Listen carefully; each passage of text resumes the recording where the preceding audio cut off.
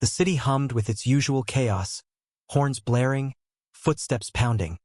But on this corner, Elias's guitar sang louder. His fingers danced over the strings, weaving melodies that stopped passers-by in their tracks. A young man with a patched jacket and a heart full of dreams. Elias played not for fame but for survival. His open guitar case, sprinkled with coins and crumpled bills, was his lifeline. Across the street, Karen watched, her lips pursed, her phone already in hand. To her, Elias was a nuisance, a beggar cluttering her pristine neighborhood. She'd had enough. Karen marched over, her heels clicking with purpose. "You can't just sit here, taking up space," she snapped, voice sharp enough to cut through the melody. Elias paused, his fingers hovering over the strings. "I'm just playing music, ma'am," he said softly, eyes steady but weary.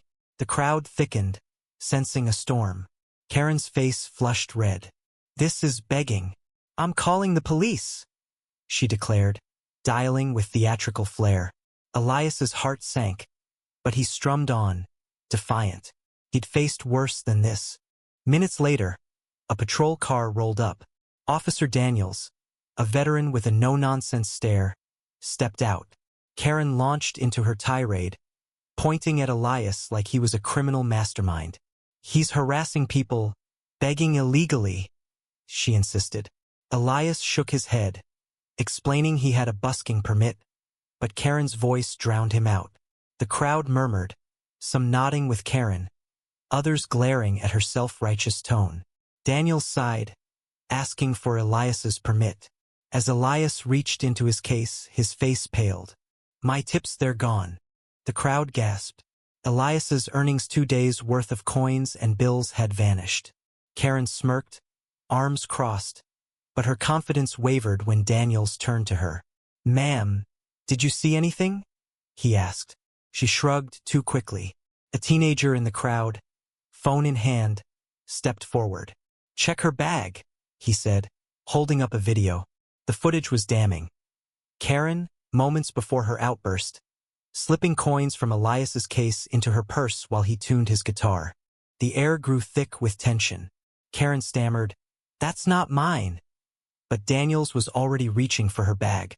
Coins spilled out, glinting in the fading light. The crowd erupted, shouts of "thief" and "shame" ringing out. Elias stood frozen, betrayal etching lines into his face. He didn't care about the money as much as the betrayal this woman had tried to ruin him for a handful of change. Karen's bravado crumbled as Daniels cuffed her, her protests fading into the city's noise. As Karen was led to the patrol car, Elias picked up his guitar. He played a slow, mournful tune, not for the crowd but for himself. The notes carried his pain, his resilience, and the bitter truth. Kindness could be crushed, but it could also endure. The crowd dispersed, some dropping bills into his case, others whispering about justice served. But Elias felt no victory. The city moved on, indifferent, as he packed up under the streetlights. Karen's arrest made local news, a fleeting headline about a woman undone by her own cruelty. Elias, meanwhile, returned to his corner the next day, strumming through the ache. Life wasn't fair, but his music was his truth. What do you think? Did Karen's punishment fit her crime?